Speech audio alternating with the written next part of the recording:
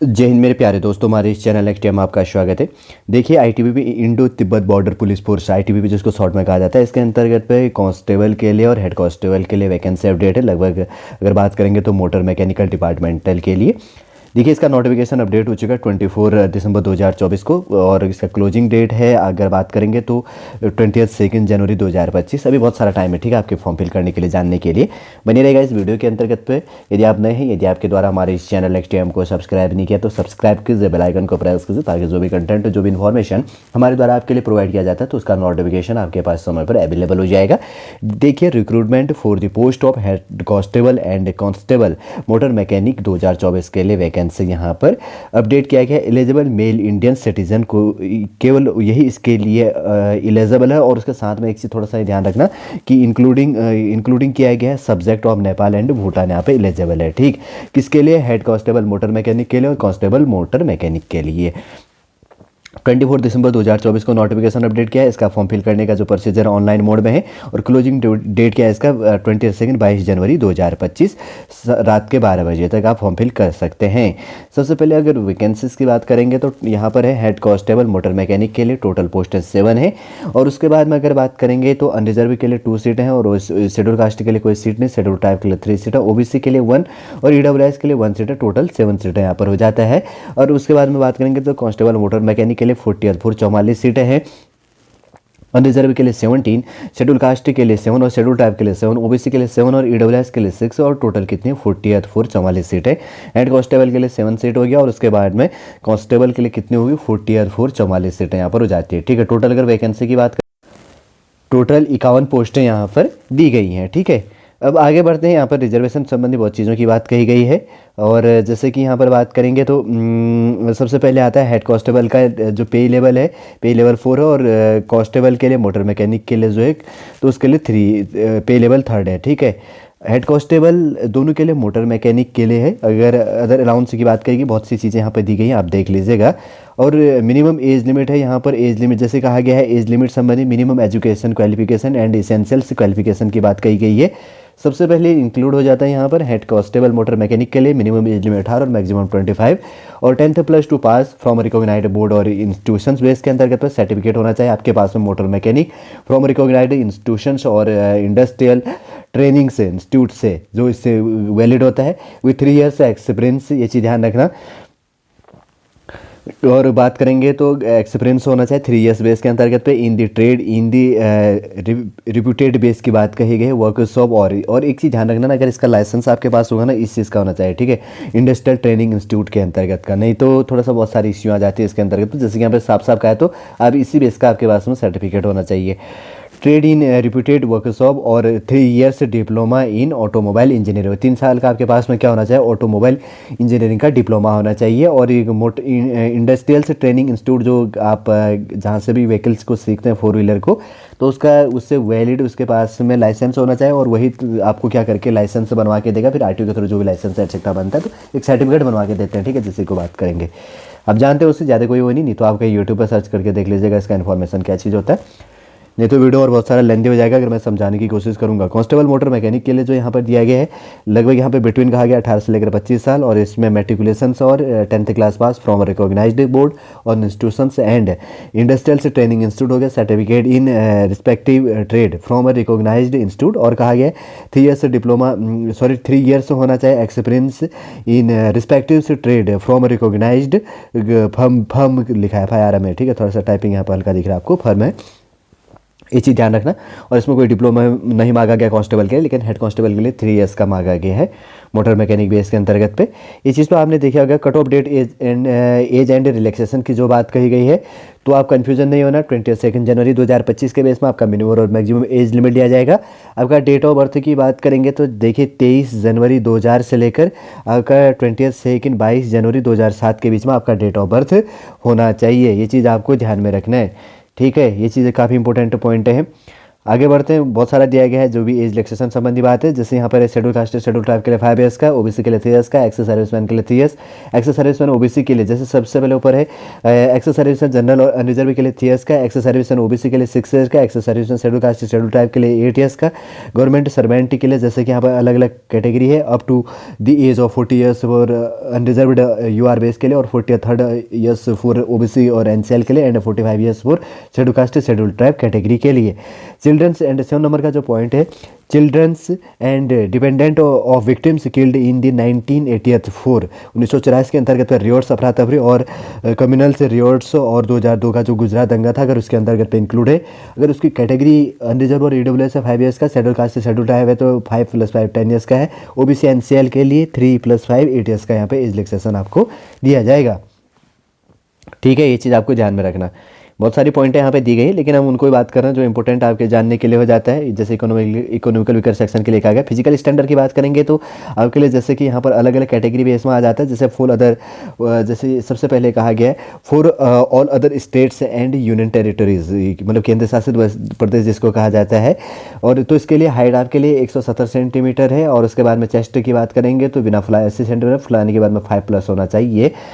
और उसके बाद में आगे बात करेंगे जैसे for candidates filling in the categories, for Garhwalis हो गया, कुमाऊनी, गोरखा, और उसके बाद में डोगराज और Marathas and candidates belonging to the state of Assam से हिमाचल प्रदेश, कश्मीर और कश्मीर रीजन के अंतर्गत पर, और UT of Jammu and Kashmir से एंड यूटी ऑफ लद्दाख के लिए हाइट 165 सेंटीमीटर और चेस्ट बिना फुलाए 70 और फुलाने के बाद में 83 सेंटीमीटर +5 हो जाएगा इसमें, ये चीज़ ध्यान रखना।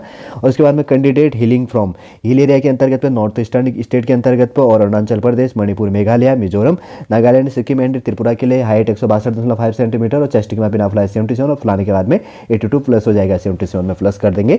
और उसके बाद में आगे कहा गया है all candidates belonging to the scheduled tribes, ठीक है, scheduled tribes hailing scheduled tribe category के अंतर्गत आता है और हिलिंग एरिया के अंतर्गत आता है फ्रॉम दी नॉर्थ ईस्टर्न के अंतर्गत पर, स्टेट एज एवब्स एंड लेफ्ट विंग्स के अंतर्गत एक्सट्रीम जो कहा गया है एक्सट्रीमिज्म बेस के अंतर्गत पर अफेक्टेड है डिस्ट्रिक्ट जो इसके इंक्लूड हो जाता है। तो उसकी हाइट 160 सेंटीमीटर और बिना फुलाए चेस्ट की मैच 76 और फुलाने के बाद में 80th फर्स्ट होना चाहिए। फिर है all candidate belonging to scheduled tribes ST other than north eastern के अंतर्गत पे state and left wings extremism base के अंतर्गत पे अफेक्टेड जो डिस्ट्रिक्ट हैं तो उनकी हाइट 162.5 सेंटीमीटर, चेस्ट की मैच बिना फुलाए 76, फुलाने के बाद में 81 + 5 यहाँ पर हो जाएगा। ठीक है, वेट कहा गया इसके अकॉर्डिंग लिया जाएगा, CPF के अकॉर्डिंग यहाँ पर लिया जाता है। जैसे कि आप जानते हैं मेडिकल फिटनेस के अंतर्गत पे थोड़ा सा विजन का थोड़ा सा आपको इसमें ध्यान रखना है। जैसे यहाँ पर है बेटर आइज की बात कही गई N6 के अंतर्गत, और साइज की बात करेंगे तो N9 पे इस कहा गया है अनकरेक्टेड और विजुअल जो इसके अंतर्गत पे है। ठीक है, अलग अलग कंडीशन 6/6 और 6/9 दिया जाता है, आप इसको समझते हैं, थोड़ा सा इसको ध्यान में रख लेनी है आपको। जैसे कि आप इसकी प्रिपरेशन करते हैं तो आप ऑटोमेटिक इसको समझते हैं। हाउ टू अप्लाई की बात करेंगे तो ऑफिशियल वेबसाइट इसके अंतर्गत पे इंक्लूड है recruitment.itbpolice.nic.in, गूगल या क्रोम पर सर्च कर लेना आप, तो आपका नोटिफिकेशन वहाँ पर अपडेट हो जाएगा। ठीक है, आप समझ जाएंगे उसके बाद में, अभी बहुत सारा टाइम है आपके लिए। और जैसे कि यहाँ पर कहा गया फॉर्म फीस देखिए कुछ कैटेगरी के लिए फ्री और कुछ कैटेगरी के लिए आपको क्या करनी है 100 रुपये यहाँ पर पे कर लेना है। जैसे अगर आपको अभी कन्फ्यूजन लग रहा है, जब आप फॉर्म फिल करेंगे तो ऑटोमेटिक वहाँ पर हाईलाइट कर लेगा जब आप कैटेगरी फिल करेंगे, पहले जो भी इंपॉर्टेंट बेसिक्स इन्फॉर्मेशन अपडेट करेंगे, उसके बाद में कोई इश्यू है नहीं ऐसे इन चीज़ों के लिए। तो 22 जनवरी 2025 तक आप फॉर्म फिल कर सकते हैं और फॉर्म फीस भी पे कर सकते हैं अगर आप इसके लिए एलिजिबल होते हैं। जैसे यहाँ पर फिजिकल फिटनेस की बात करी गई, जो आपका PT टेस्ट होगा, फिजिकल इफिशियंसी टेस्ट जिसको कहा जाता है। तो जैसे इवेंट्स की बात करेंगे तो आपका जो चीज़ क्या होगा 1.6 किलोमीटर की रेस होगी, तो आपको 7 मिनट और 30 सेकेंड में आपको कंप्लीट करना है। लॉन्ग जंप आपको 11 फीट है, 3 चांस से दिए जाएंगे। और उसके बाद में हाई जंप 3.5 है, 3.5 फीट जिसको कहा जाता है, 3 चांस आपको इसके अंतर्गत पर दिया जाएगा। PT का फुल फॉर्म ध्यान रखना, कभी कभी पूछ लेता है फिजिकल इफिशियंसी टेस्ट, जो न्यू बिगिनर हो नहीं जानते हैं तो कई बार बात करते हैं कि अरे मेरा PT टेस्ट था, ये चीज़ था, वो चीज़ था। तो PT का मतलब होता है फिजिकल इफिशियंसी टेस्ट है। जो चीज़ें होती है ना कभी आपको मालूम नहीं होता, गूगल या क्रोम पर सर्च कर लीजिए तुरंत वाले पे, तो आपको नई चीज़ें देखने को भी मिल जाएगा और याद भी रहेगा इसके अंतर्गत पे। तो PT का फुल फॉर्म क्या होता है, फिजिकल इफिशियंसी टेस्ट होता है। और PST का मतलब होता है फिजिकल स्टैंडर्ड टेस्ट, इसके अंतर्गत होता है। ठीक है, चेस्ट वेस्ट संबंधित जो चीज़ें होती है, बहुत सारा यहाँ पे इन्फॉर्मेशन दिया गया, तब पढ़ने का कोई टाइम है भी नहीं। अगर आपके पास में टाइम है तो आप देख लीजिएगा। और उसके बाद में आगे क्या कहा गया, एजुकेशन एसेंशियल क्वालिफिकेशन संबंधी या जो चीज़ें पॉइंट है सारे के सारे मैंने शॉर्ट में रिलेट कर दिए। देखिए जब आपका टेस्ट होगा ना 100 मार्क्स का आपका पेपर, देखिए जनरल नॉलेज से आपके जीएस के लिए कितने क्वेश्चन है यहाँ पर पूछी जानी है, जैसे कि यहाँ पर मार्क्स इंक्लूड किया गया है।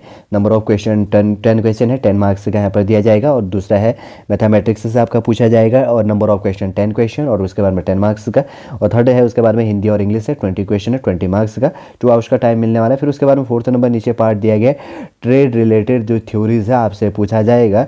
बाइलिंगुअल जो क्वेश्चन यहाँ पे इंक्लूड होंगे 60 क्वेश्चन 60 क्वेश्चन आपका सब्जेक्टिव बेस से आपसे पूछा जाएगा 60 मार्क्स का। लगभग बात करेंगे तो आपका क्या है यहाँ पर 100 क्वेश्चन और 100 मार्क्स का यहाँ पर क्वेश्चन आपको पूछा जाएगा। बहुत सी पॉइंटें कही गई है तो आपका है, तो ये चीज़ें बेसिक से चीज़ें हैं।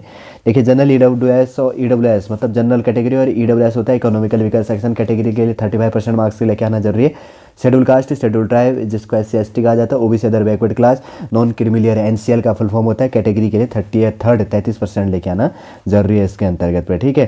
फिर उसके बाद की बात करेंगे तो व्हीकल्स जो इंस्पेक्शन से रिलेटेड आपको नॉलेज होना चाहिए। स्किल टेस्ट जो आपका 50 मार्क्स का आपका लिया जाएगा। यहाँ पे देखिए सबसे पहले है व्हीकल्स जो इंस्पेक्शन है 10 मार्क्स का आपका दिया जाएगा इसके अंतर्गत। तो सेकंड नंबर है उसके बाद में आइडेंटिफिकेशन ऑफ फॉल्ट्स जो उसके अंतर्गत मशीनों में फॉल्ट है तो उससे रिलेटेड फॉल्ट दिया जाएगा तो 10 मार्क्स का होगा। और उसके बाद में की बात करेंगे तो रेक्टिफिकेशंस की बात कही जाएगी इसके अंतर्गत पे डिफेक्टेड जो चीज़ इंक्लूड होगा ऑफ डिफेक्शंस, जैसे यहाँ पे लिखा गया थर्ड पॉइंट क्या कहा गया रेक्टिफिकेशंस ऑफ डिफेक्ट्स तो 25 मार्क्स का इंक्लूड होगा। और उसके बाद में हैंडलिंग ऑफ टूल्स, टूल को हैंडलिंग करने से रिलेटेड 5 मार्क्स के यहाँ पे 50 मार्क्स का ऐसी जाऊँगी।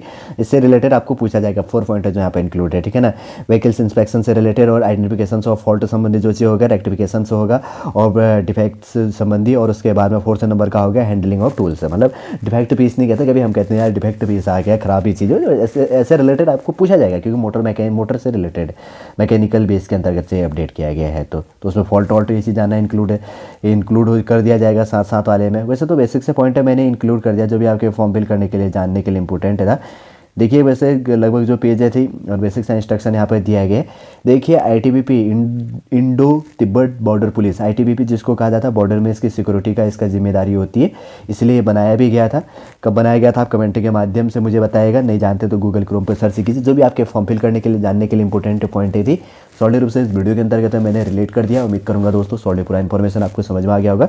यदि आज का वीडियो आपको अच्छा लगे तो लाइक कीजिए, कमेंट कीजिए और हमारे इस चैनल एक्जाम को सब्सक्राइब कीजिए। वापस हम नेक्स्ट क्लास के अंतर्गत आपसे मिलेंगे। जय हिंद, जय भारत।